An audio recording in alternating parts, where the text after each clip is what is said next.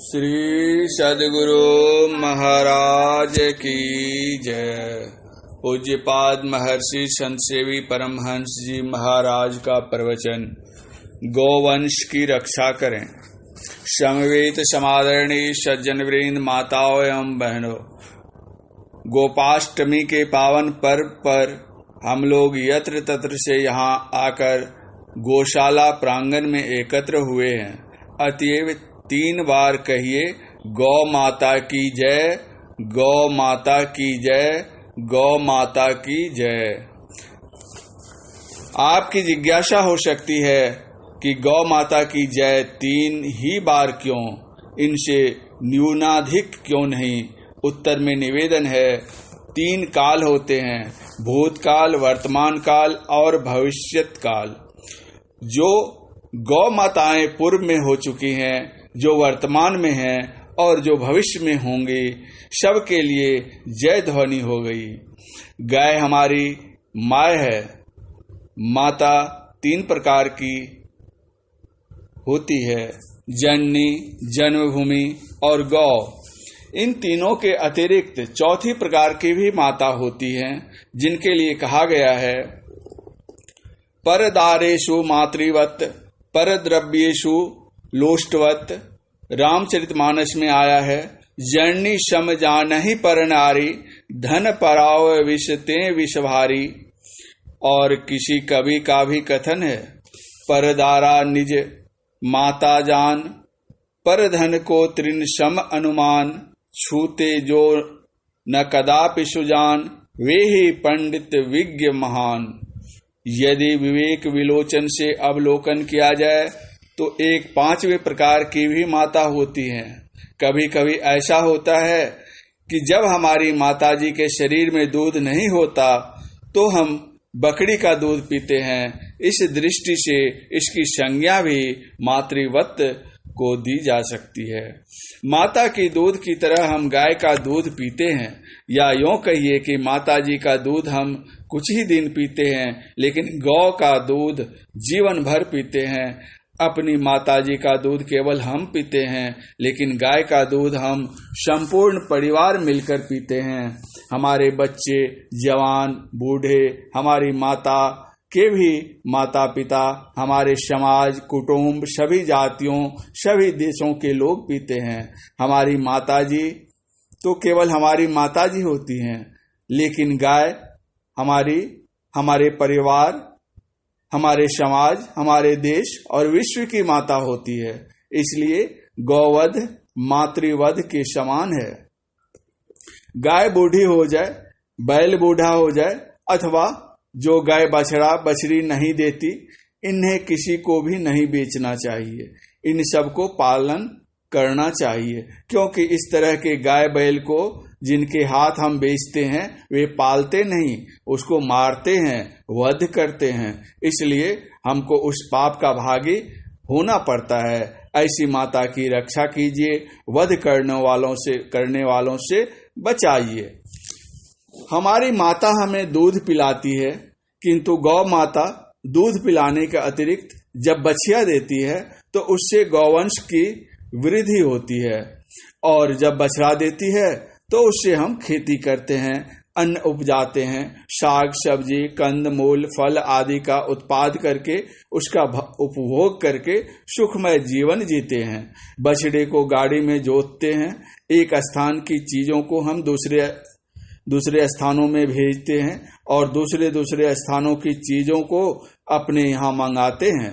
जब तक गाय जीवित रहती है, हम उसको घास, भूसा, दाना, खल्ली खिलाते हैं, और उसके बदले वह हमको अमृतोपम दूध देती है। उस दूध से हम दही, मक्खन, घी, दूध का पाउडर आदि बनाकर उससे विविध चीजें बनाते हैं और उनका उपभोग करते हैं। गाय और बाछी के गोंत से बहुत प्रकार के रोगों का निवारण होता है।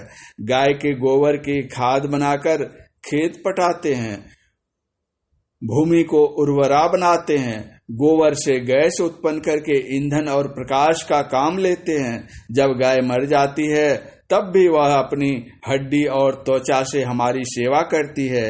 अतएव गौवंश की रक्षा करें, उनका पालन करें और उनकी हिंसा से उन्हें बचावें। विश्व का प्राचीनतम ग्रंथ ऋग्वेद है। उसमें एक मंत्र आया है जिसमें गौ की स्तुति की गई है और उसकी रक्षा करने तथा वध निषेध की आज्ञा है। हिड किन्वंती वशु पत्नी वशूणांग वत्स मिक्षंती मनसाभ्यागात वहा माश्वभ्यांग पयोध्येयंग शावर्धतांग महते शौभगाय। जिस प्रकार अपने बछड़े की प्यारी गौ अपने वत्स के प्रति प्रेम हिंकार शब्द पूर्वक उसको चूमती हुई चित्त से स्नेह पूर्वक गृह के बछड़े के समीप आ जाती है और वह मनुष्यों के अन्न, दुग्ध, घृत आदि सब ऐश्वर्यों और बाल वृद्धादि सब को पालने वाली होती है, वह कभी वध न करने योग्य एवं सदा पालन योग्य होकर स्त्री पुरुषों के लिए दूध प्रदान करती हैं और वह बड़े भारी सौभाग्य की वृद्धि के लिए वृद्धि को प्राप्त हो। उसी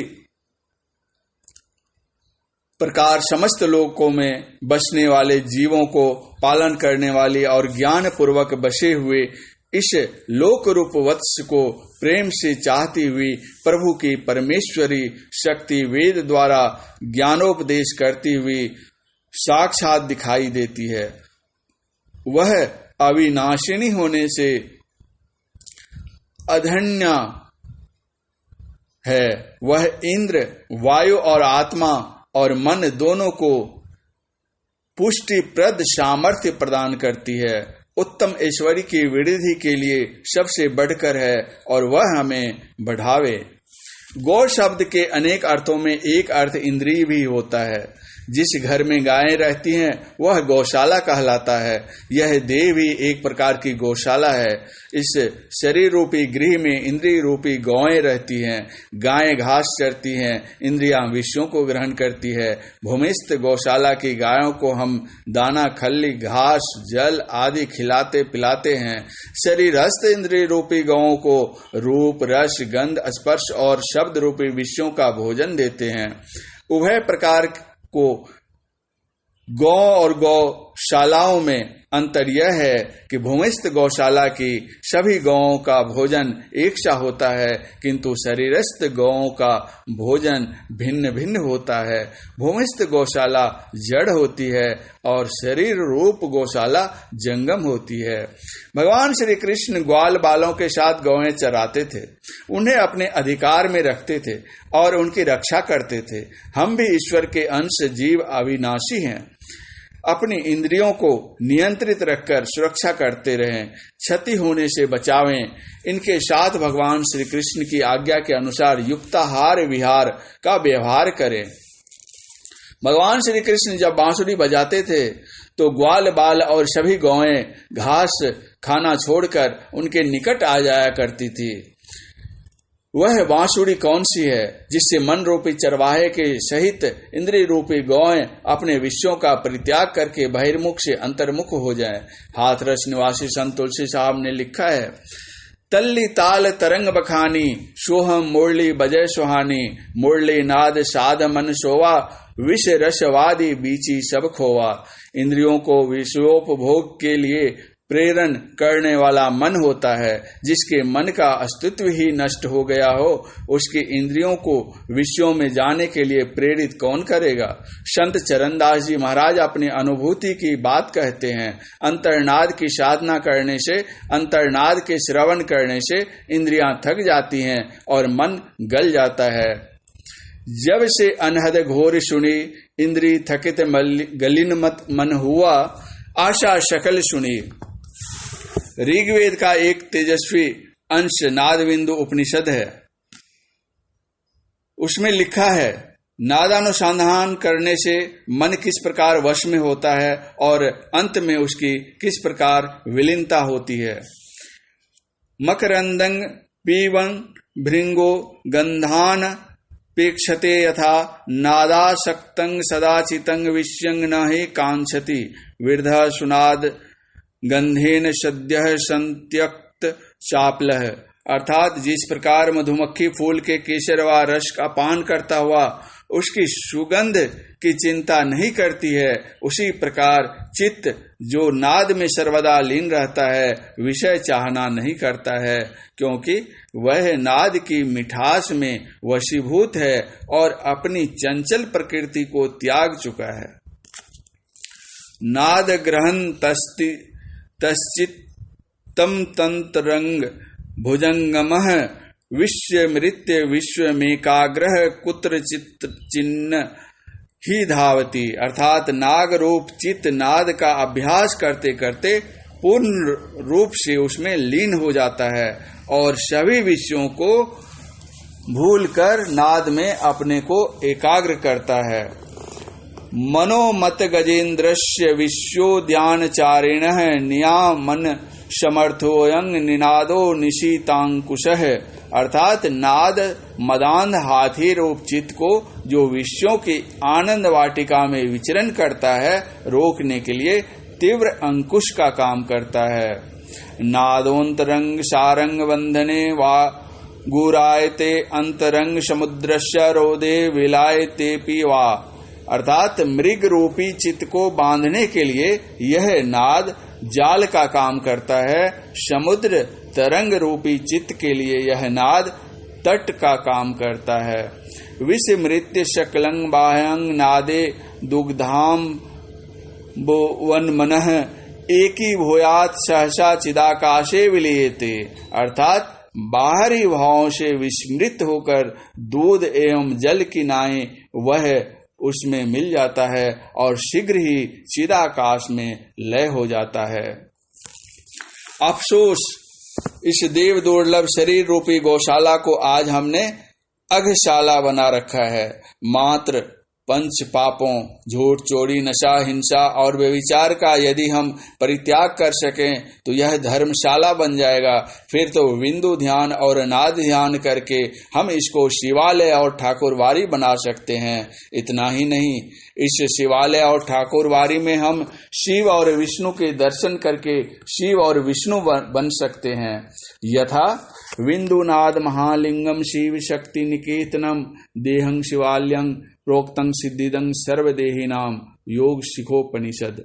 अर्थात विंदुनाद महालिंग है और शिव शक्ति का घर है। इस देह को शिवालय कहते हैं। सभी प्राणियों को इसमें सिद्धि मिलती है। विंदुनाद महालिंगम विष्णु लक्ष्मी निकेतनम देहं विश्वालयं प्रोक्तं सिद्धिदं सर्वदेहिनाम योग शिखोपनिषद।